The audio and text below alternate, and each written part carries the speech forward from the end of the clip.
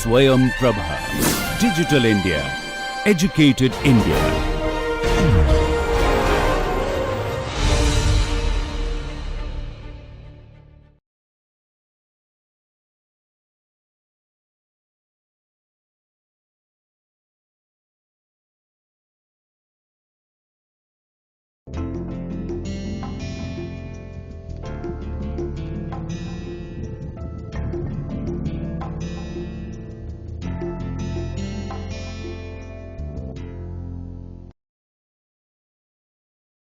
In the previous lectures, we have discussed how to find out the forces, moments acting on the various components of a machine when it runs. Once these forces, moments which are acting on the various components are known, we can design the dimensions, or we can find out the dimensions of the various elements. So thus, we can have a physical system with basic dimensions determined by the kinematic analysis, and the actual dimensions of the components and its various elements are determined through the determination of the forces and moments. Next question is, once a machine is designed this way and fabricated, is it satisfactory, or will it run properly, or its function will be satisfactory? That is the question now. Now, we will now see that it is not enough to design a machine just on the basis of its kinematic functionality and the determination of the forces and moments to find out the sections and dimensions of the components. What we need for a machine to be perfect in its design and construction is that it should run smoothly. What is meant by running smoothly? So, if we have a machine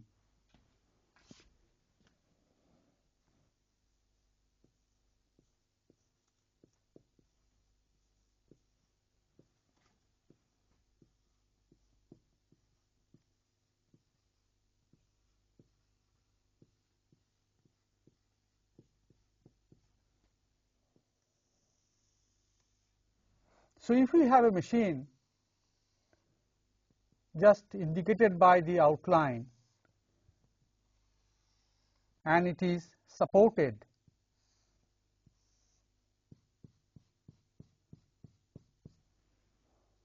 then in static condition, when the machine is not running, the support will be subjected to only the gravitational pull, which does not change with time. That means it is a static force. Its magnitude and dimension both are constant and they do not change in time. But if the machine starts running and then the support starts getting force and moment which are changing with time or varying or fluctuating with time, then the whole system will definitely have a disturbed situation. That means it will vibrate. We all know from our experience that having a machine, and if it runs and if it is not properly designed, it will vibrate. So, therefore, the condition or proper design should ensure that when the machine runs, the support which carries the whole system, that support is not subjected to dynamic forces or moments. That means what in common terms we call that this system should be balanced.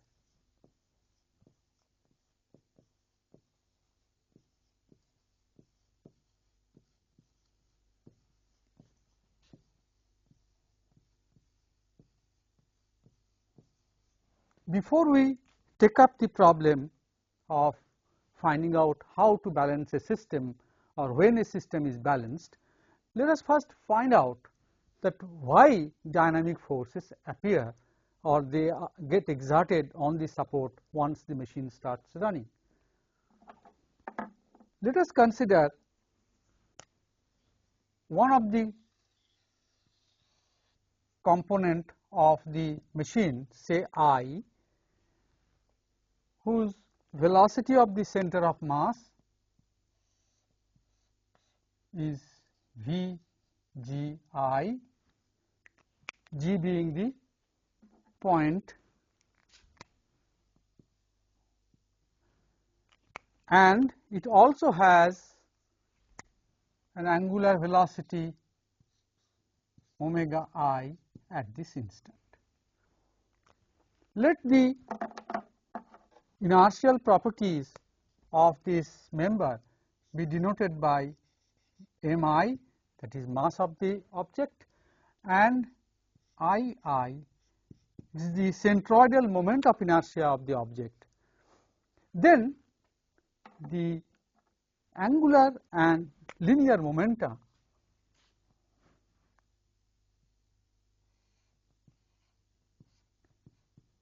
will be given by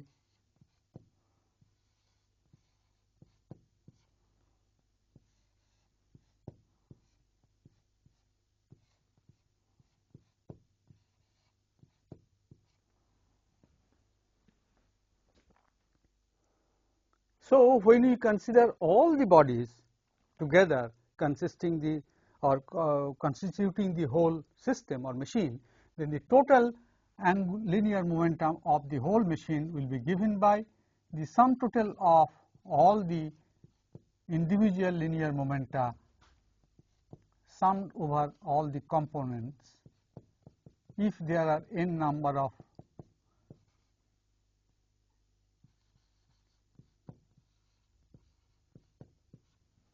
and similarly the total angular momentum of the system will be vector summation of the individual angular momenta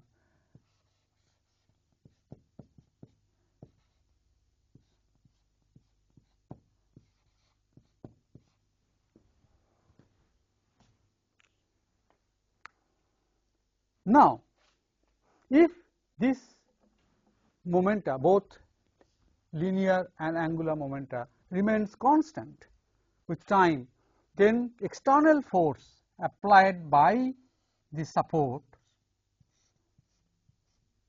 and external moment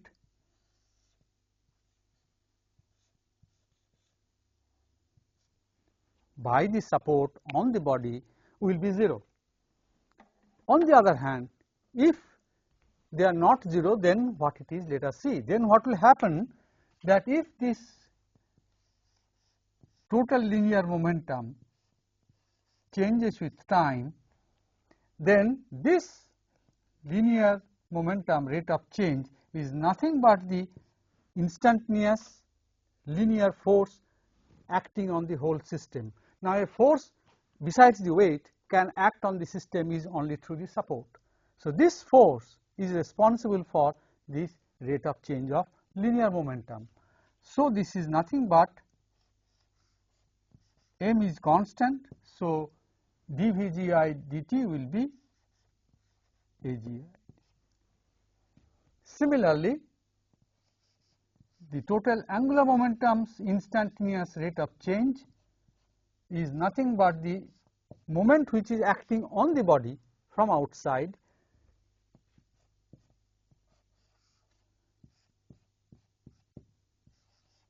where alpha I is the angular acceleration of the ith component, AGI is the linear acceleration of the center of mass of the ith component. So, therefore, we find that the system or the support will receive a force from the machine like this.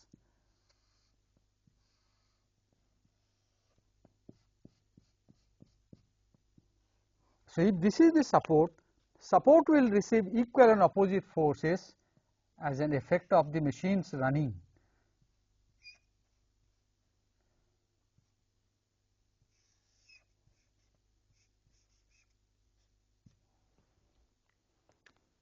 So, what is the unbalanced force received by the support?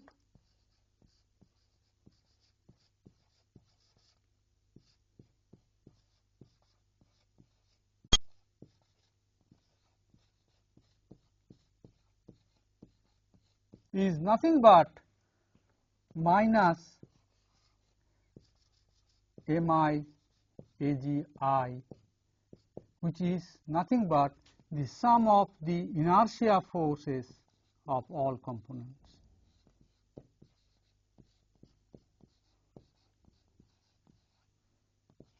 So, inertia force of the ith member, if you sum it over all the members I from 1 to n, that inertia force when you sum over the whole machine, then actually this you can say here you can, then you will get the total unbalanced force which will be experienced by the support. Similarly, unbalanced moment on the support will be nothing but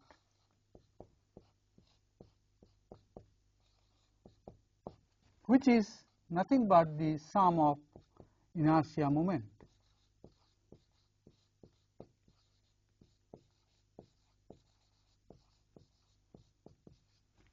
Thus, the reason for support experiencing unbalanced force and moment is the non-zero inertia force of the system at an instant or non-zero inertia moment of each member at any instant. The only way we can have total force acting on the support to be 0 is that the total system's inertia forces all neutralize amongst themselves, or we add some extra bodies to neutralize that, and at the same time if all the inertia moments of the various components neutralize themselves, or we add something extra to neutralize the resultant, then only the total dynamic force and moment on the support will be 0 and the running of the system will be smooth and it will function properly. There will be no vibration, life of the whole system will be long. So now therefore, we will now have to be further active in designing the machine, not just satisfying the dimensional or not being enough to produce the required motions kinematically. It is not enough for the components to have enough strength to sustain the forces and moments, but the mass distribution of the whole machine should be such that the support is not subjected to any dynamic force. Now this, apart from these forces, there is of course one static force all the time acting, that I have not shown, but it will be always there. We should remember that, that is the weight of the whole thing.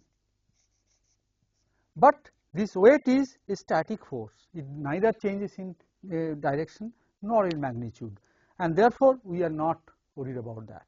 But both this F and M will change continuously as this quantity AGI and alpha I, they fluctuate with time because the machine members run. So as I mentioned just now, there are two ways we can have no inertia force acting on the, or no resultant inertia unbalanced force acting on the support, is that where the individual inertia forces are balanced or rather 0, or they balance or they neutralize each other when there are more than one systems. Same with inertia moments. And therefore, there are, what we will now consider is that an activity to make machines run smoothly, and the whole process is called balancing.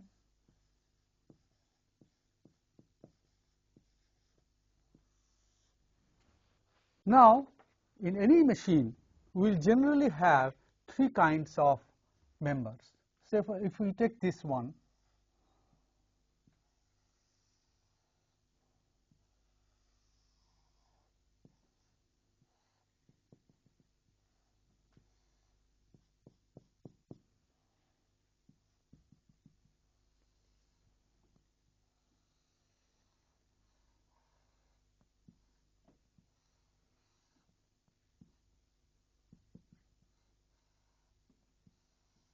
so a large number of machines you will find, just I am taking an example, large number of machines consist of a mechanism what we call as slider crank mechanism.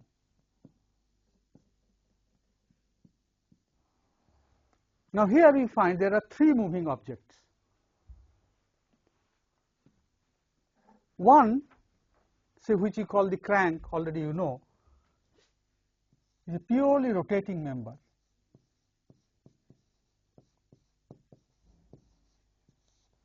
It makes pure rotation about this hinge. Similarly, this one makes pure translation.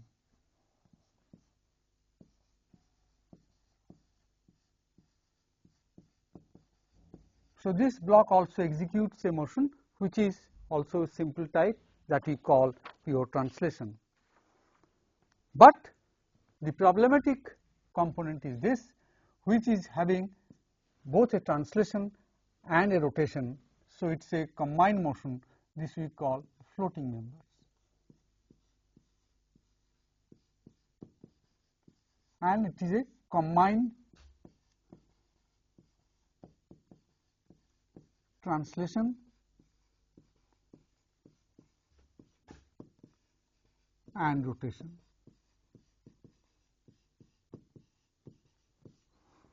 So, a machine in general or a mechanical system in general will consist of three different kinds of objects. One type where the components are executing pure rotation. In another situation, the components execute pure translation, either rectilinear or curvilinear translation. Another kind where the objects are having combined rotation and translation. So, we will take up the subject of balancing for three different situations. So, one is rotating body or rotary balancing.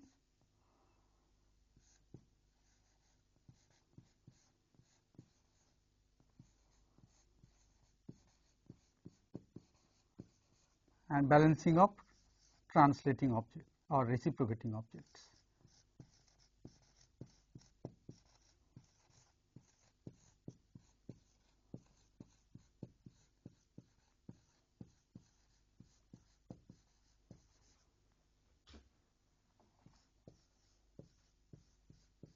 And finally, mechanism balancing.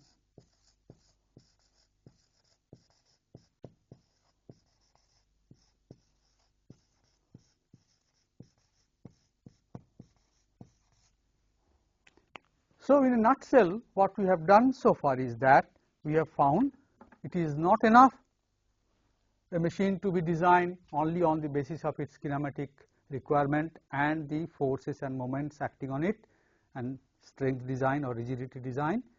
For proper functioning of a machine, it must run smoothly, and what is meant by running smoothly is that the support on which the machine is placed are not subjected to, the support is not subjected to any force or moment that fluctuate with time. That means, it should not be subjected to any dynamic force or moment, there will be no vibration and it will run smoothly.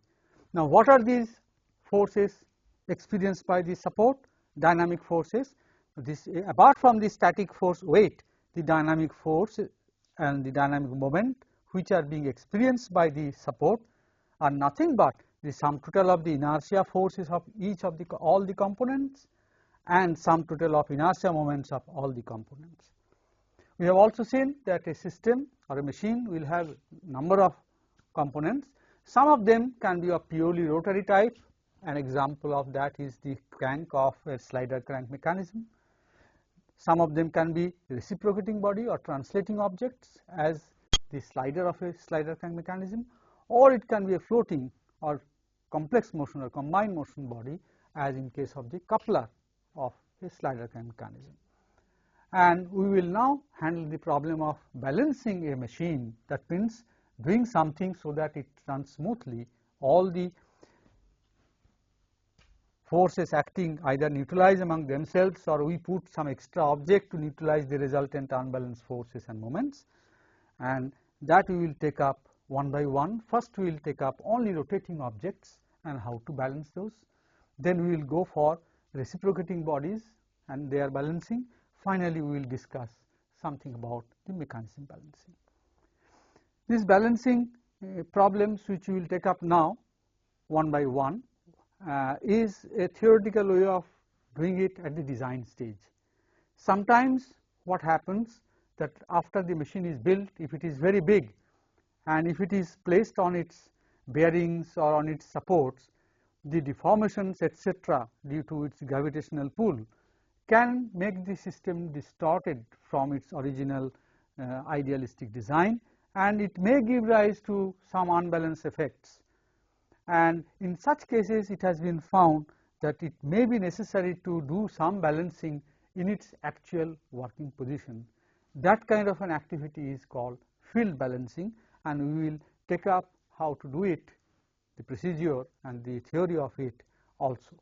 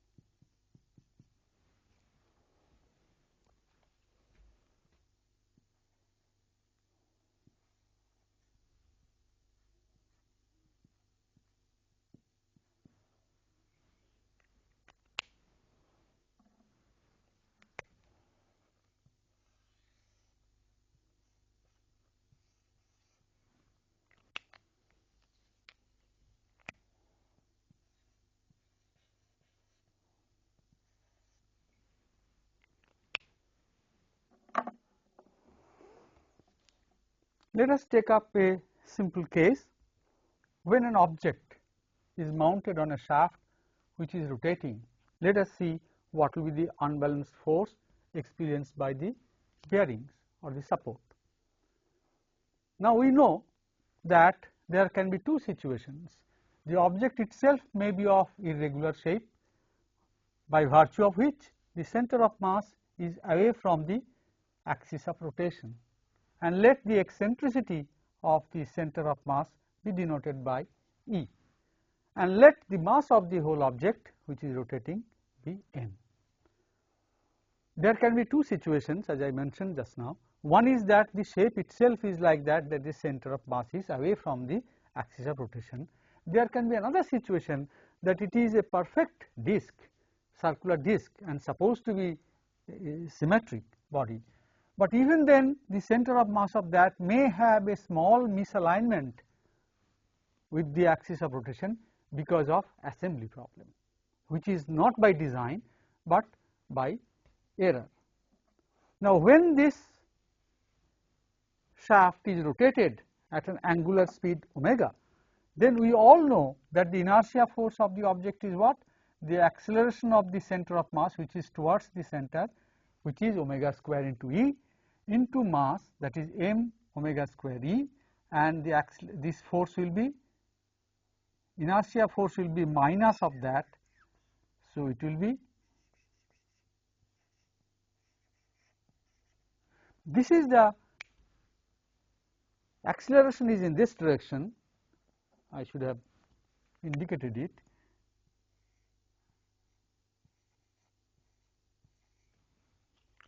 and minus m into acceleration, that is the inertia force, is the centrifugal force, you all know that.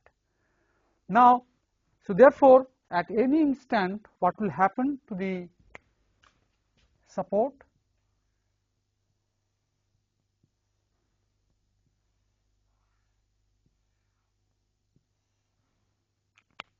That means this body will be then subjected to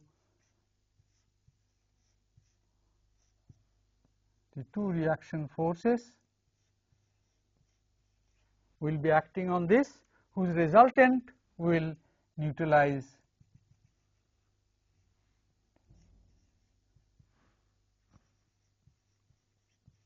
and in this direction. So, therefore, for dynamic equilibrium of this, the two bearings or support will be subjected to two forces whose resultant is equal and opposite to this, and since the whole thing is rotating, these two forces which is also in the same plane, that means the plane constituted by R A and R B also contains the force, centrifugal force, and the whole plane is rotating with a speed omega. So, for these two forces, though their magnitudes are fixed, their direction is continuously changing, that means it is a dynamic force. And as a result, the bearings, if you see the bearings or the support,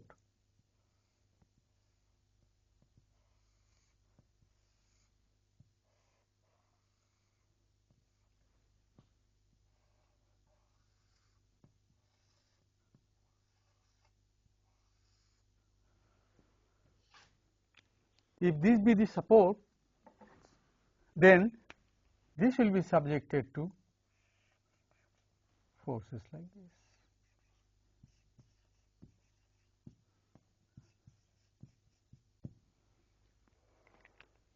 So, the supports are also subjected to the opposite of these forces and which rotate along with this shaft.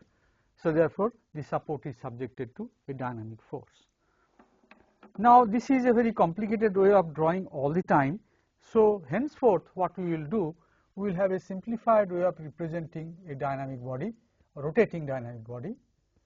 If this be the support axis, then let this be the eccentric mass.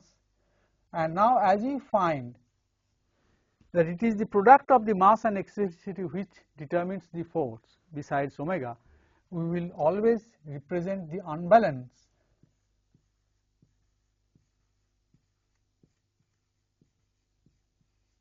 as a product of the mass of the object and the eccentricity of its CG from the axis of rotation.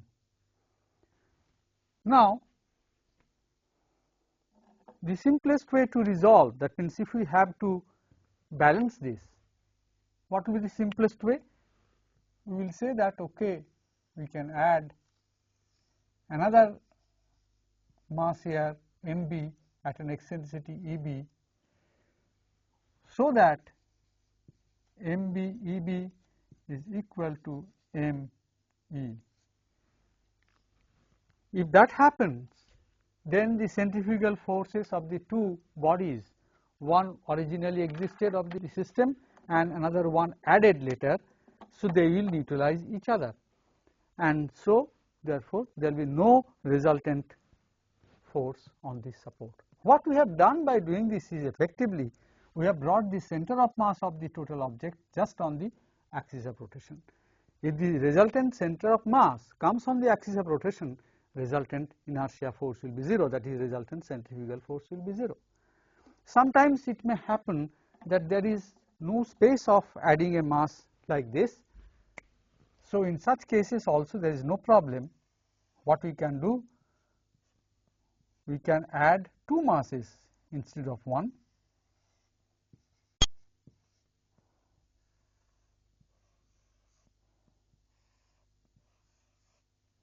So, we will call M AB, EB, EAB,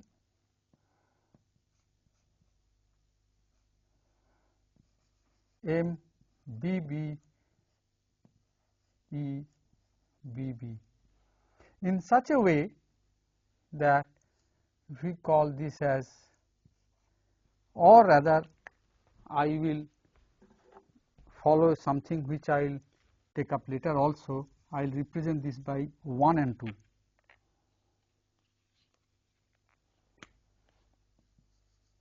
MB1, EB1, MB2, EB2. This is A1, this distance is A2, and this distance is A. In such case, we have to satisfy two conditions, that the resultant centrifugal force by these two balancing masses produced is equal in magnitude and of course opposite in direction with that.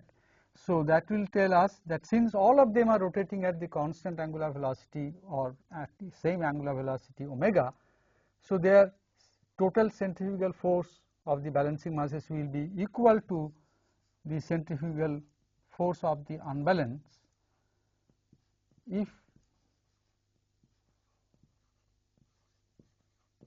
this equation is satisfied. So this will ensure that the sum total of the two centrifugal forces here is equal to the centrifugal force of the original unbalance. So they will neutralize, but to neutralize that we need another condition, that they must also be equal and opposite and pass through the same line. Now the condition which will tell that the resultant of these two centrifugal forces will pass through this point, you all know from basic mechanics, is that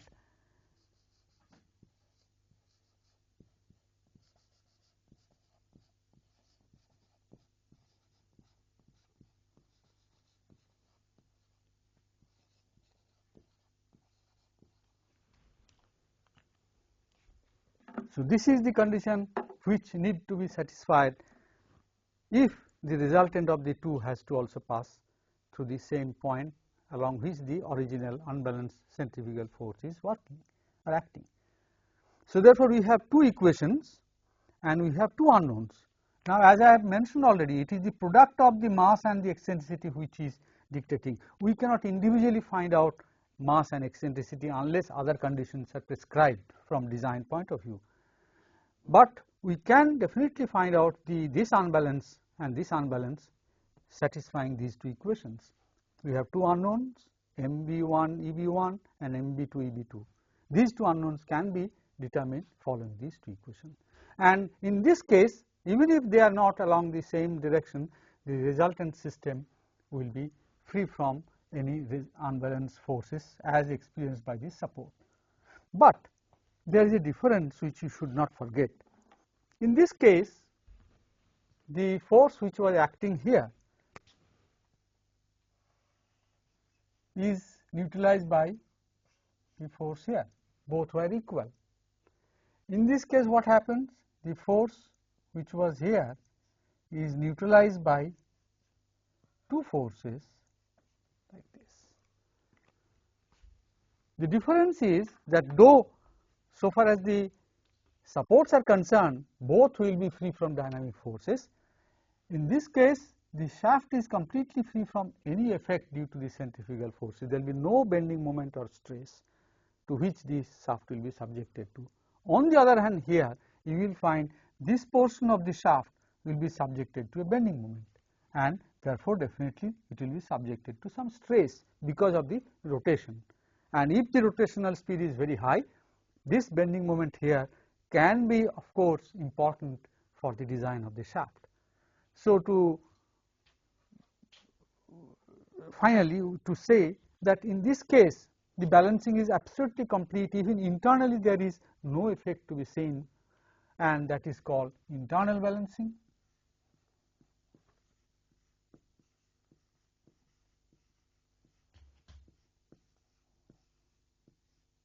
Or the system is internally balanced. In this case, it is not completely free from stresses etc. due to rotation and unbalanced forces, but the support is free from that. So we call it external balancing, or the system is externally balanced.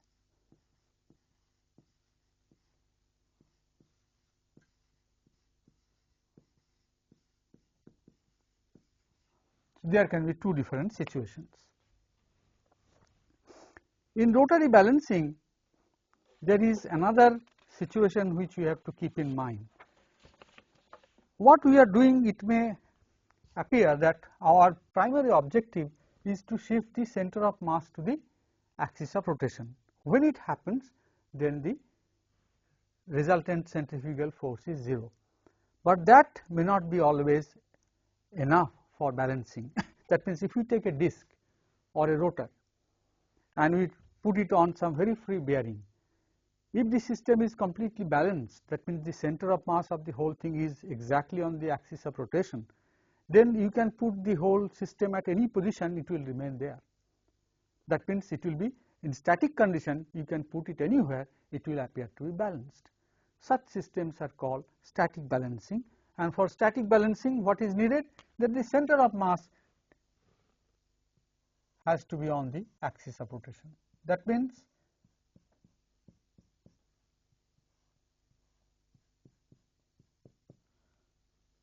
now if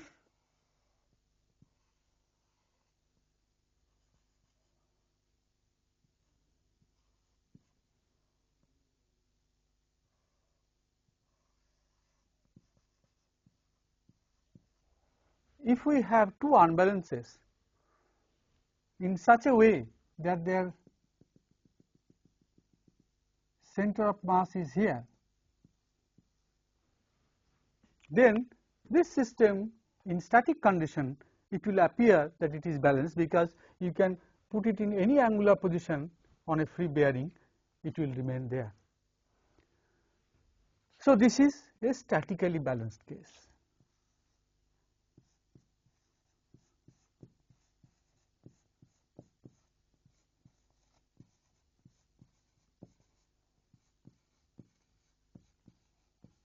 So, this rotor or rotating object is statically balanced.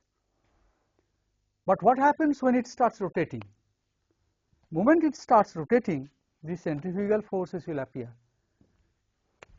and this centrifugal force and this centrifugal force, they will produce a couple, and when this is rotating, in rotating condition,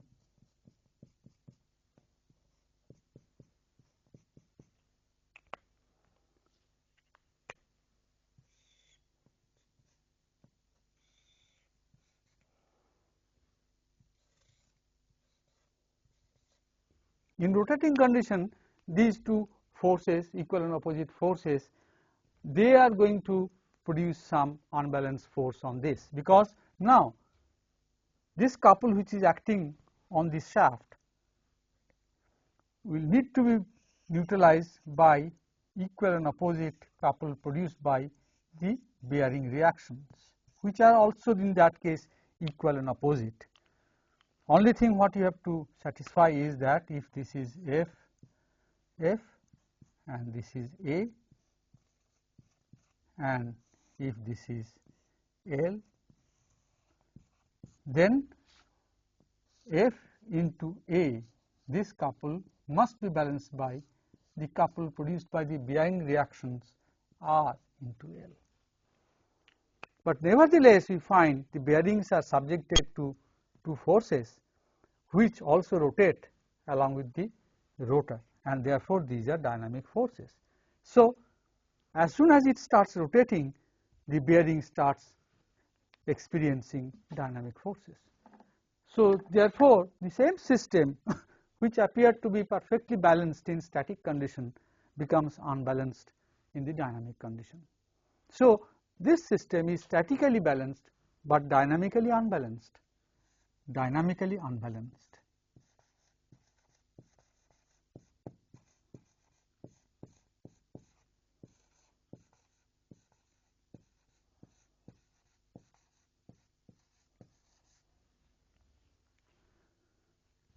Now, to balance this, what we have to do, that means if we have to produce a rotating object which is both statically and dynamically unbalanced, we have to ensure that the resultant force and resultant moment produced by the objects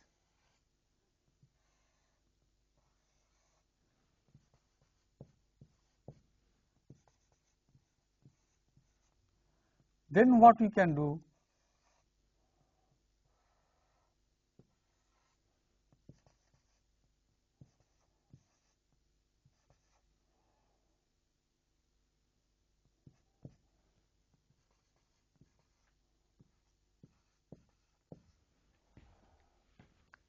so if we add these two objects in such a way that it produces a couple, if this is B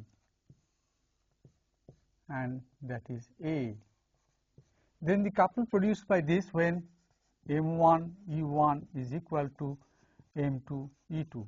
That is the condition for static balancing.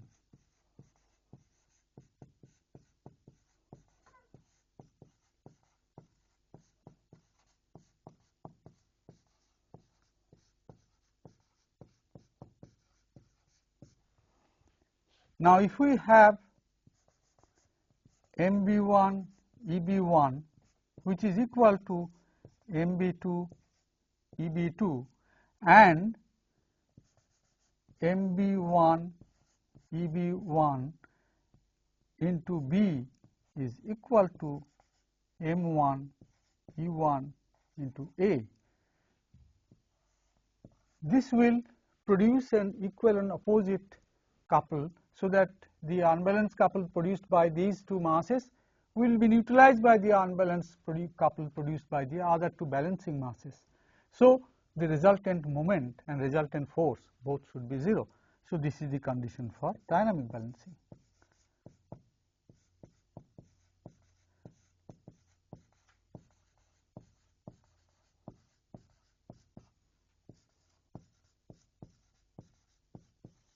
This is condition for static balancing or simply force balance.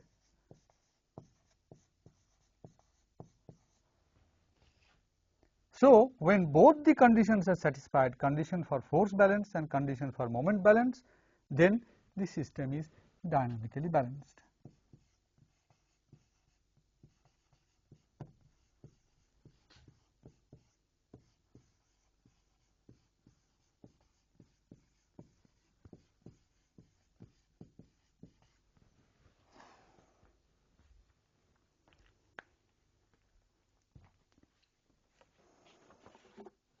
Next, what we want to do, we want to show that any rotor consisting of any number of unbalanced masses can be balanced by two balancing masses at any two chosen plane.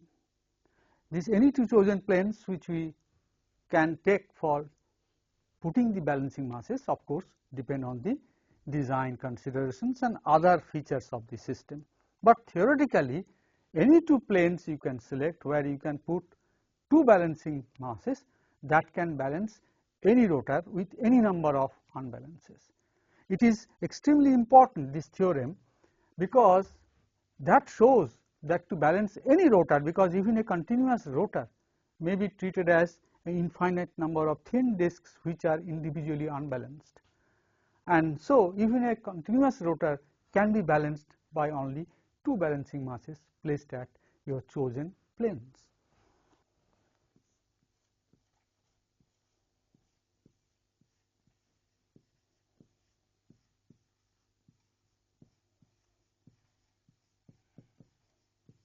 Now, let us take first two planes. Let us draw it like this.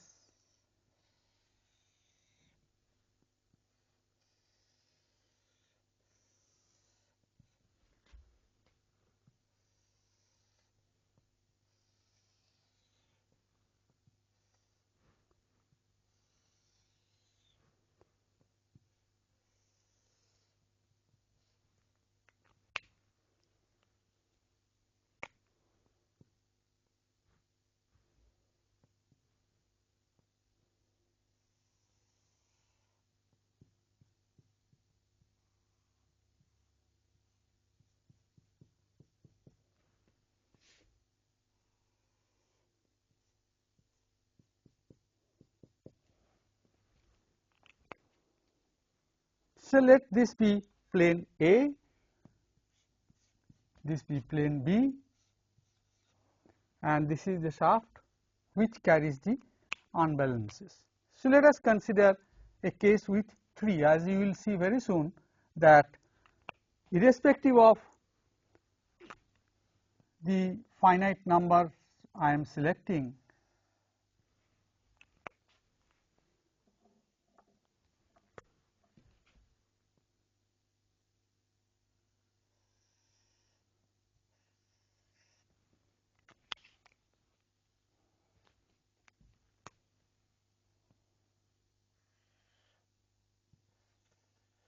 So, let us consider only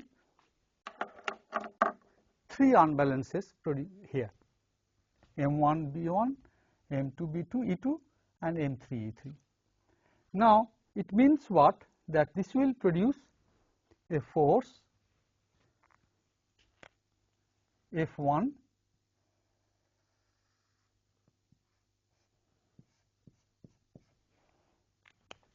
this will produce an unbalanced centrifugal force F2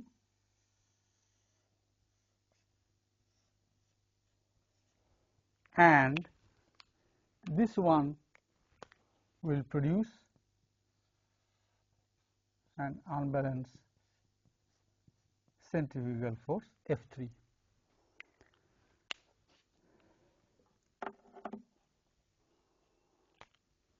Now, let us consider these distances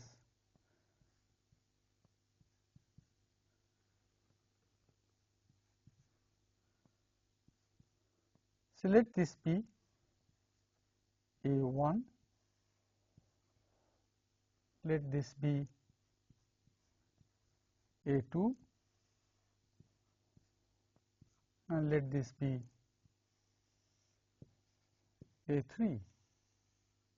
The location of these unbalances and the overall distance between the two planes is a capital L, say, or say A.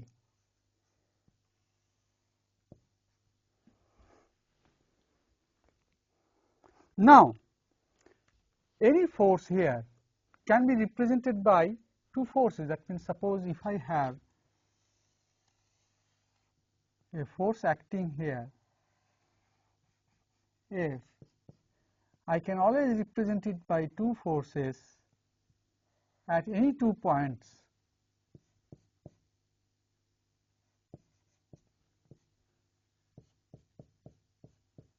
by F1A and F1B, so that these two forces resultant is F1. So, I can replace this force by this. So, therefore, what I can do? I can replace this force F1 by two forces. One is F1A, another one is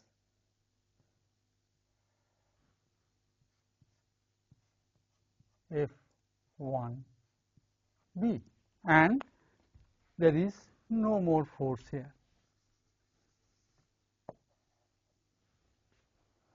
Similarly, this force F2 can be also split into two forces in these two planes, and this is F2A and this will be F2B, and since I have replaced this force by these two, there is no need to have this. And finally, this force can be also replaced by two forces F3B and F3A. The magnitudes can be easily figured out how it is going to be. As you can say, if this distance is A1 and this distance is A, as I have chosen here, then we will have F1A plus F1B must be equal to F1, and F1 into A1 must be equal to F1B into A. This is the condition, or these are the equations to be satisfied if this force system is to be equivalent to this force, single force. So, now you see what we have, the two planes, all the unbalanced forces are represented by an equivalent system in which,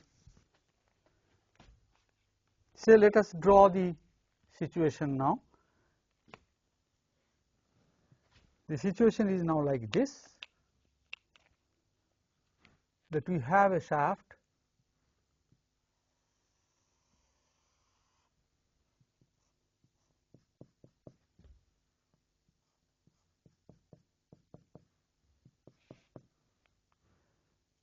we have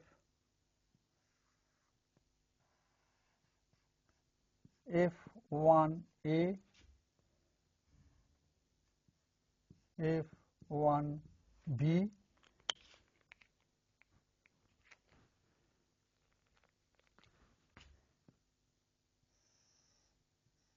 F1, F2A, F2B, and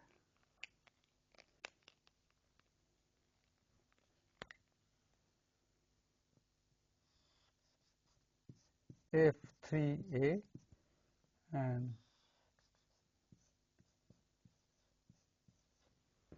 so this force system is equivalent to the 3 centrifugal forces at these 3 locations. So what we get now finally is that the resultant force acting, that means now this is again equivalent to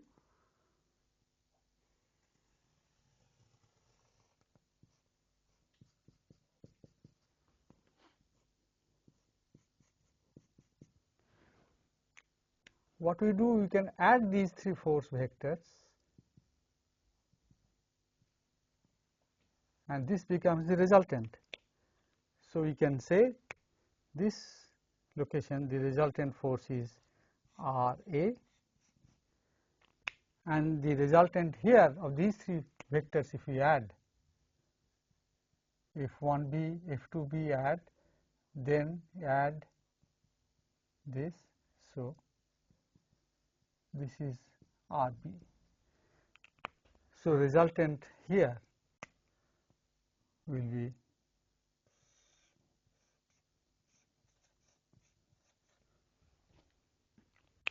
so finally we have found that the 3 centrifugal forces which we had can be represented by these 2 forces at these 2 locations. Now these 2 locations are arbitrarily chosen, where depending on your convenience, that where you select the 2 planes, and once a system you have where you have 2 unbalanced forces, to balance it is very simple by putting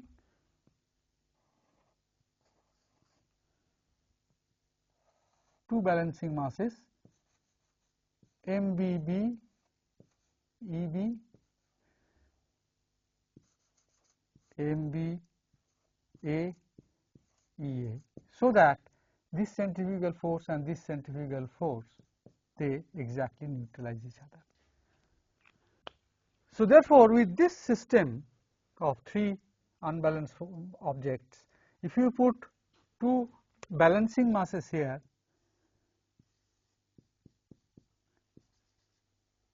MBA EA and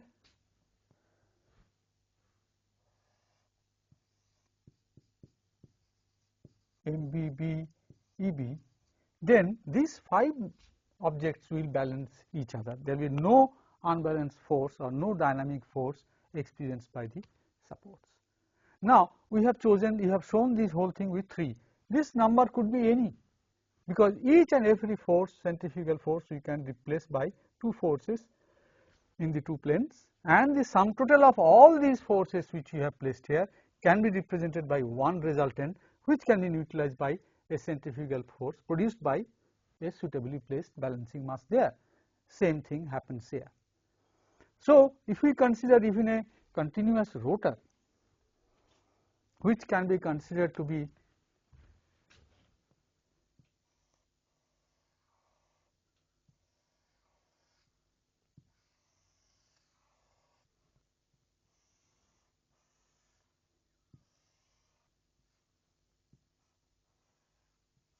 then this can be split into thin discs, infinite number of thin discs, and each one of these discs may have its own unbalance. But It does not matter even if the number is infinite, because it can be always balanced by only two balancing masses placed at two suitably chosen planes, which depends on the designer's convenience.